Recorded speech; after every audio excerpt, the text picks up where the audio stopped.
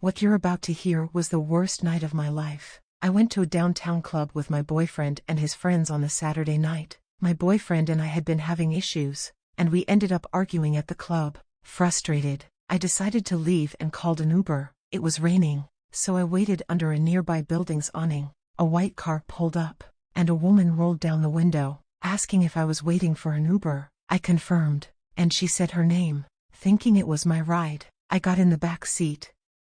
The woman didn't respond when I asked how she was. When I glanced up from my phone, I noticed her tense posture and that she was driving the wrong way. Concerned, I spoke up, but she claimed she was taking the highway. My phone then buzzed with a notification from Uber, "Meet your driver now." Realizing I was in the wrong car, I told her to stop. She ignored me, so I yelled and tried to open the door, but it was locked. Eventually, she pulled over, and I got out.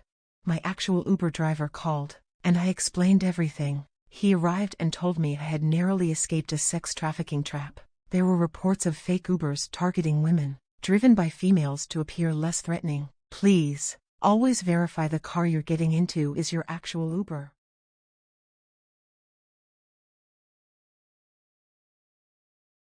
One night after leaving a bar, I started messaging people on Tinder. A girl named Alicia invited me over to smoke. I ordered an Uber, and the driver picked me up. He seemed friendly, and we chatted about his experiences as an Uber driver. When we reached the address Alicia gave me, the house looked suspicious. No cars, no lights. The driver warned me to be careful. I thanked him and approached the house.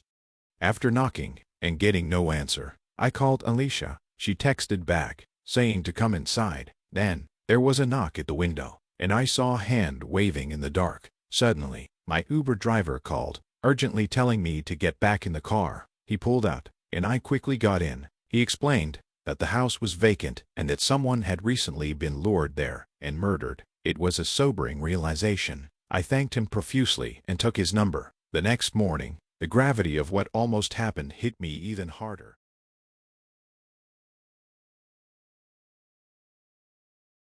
On a slower Monday night, I picked up a guy named John from a corner liquor store. He and his friend got into my car, and something about their behavior immediately put me on edge. They whispered to each other, frequently glancing at me in the rearview mirror. Every time I looked back, they would notice and return my stare, making the situation increasingly uncomfortable. I tried to make small talk by asking where they were headed, but they ignored me, thinking they might not have heard over the wind noise from the open window. I repeated my question louder. One of them finally barked back, "Harris Avenue," in an unfriendly tone. This only made me more anxious, and I unconsciously pressed harder on the gas, wanting to get there quickly and end the ride.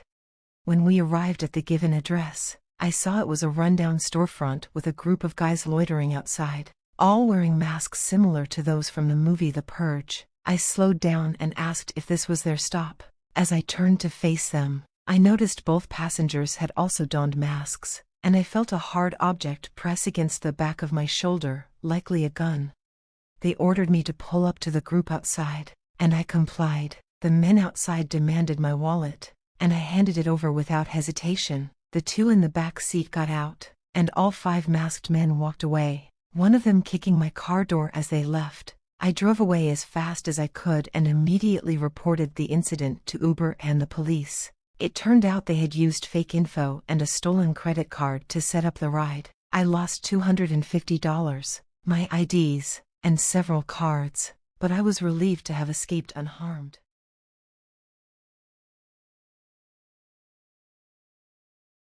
After leaving a friend's Super Bowl party, I called an Uber to take me home. When I got in, there was a guy in a baseball hat sitting in the back seat. I assumed it was an Uber pool and greeted the driver. He didn't respond, and we drove off. As we reached my house, I got out and shut the door, only to hear another door shut behind me. The guy from the back seat was now standing in the street, facing me with his head down, hat covering his face. I said, "What's up? What's going on?" But he just started to walk away. Feeling uneasy, I decided to walk around the block instead of heading straight to my door. As I walked, I noticed the man was mirroring my movements on the opposite sidewalk. When I turned at an intersection, he did the same. I broke into a run, and so did he. Adrenaline kicked in, and I sprinted faster than ever before, reaching my backyard and hiding until I was sure he didn't see me. Once inside, I immediately called the Uber driver to explain what had happened. He told me the guy had claimed to know me and said he was getting out at the same stop. The driver assured me he would report the incident. I never followed up, but the experience left me shaken. It made me much more cautious with Uber rides, especially when other passengers are involved.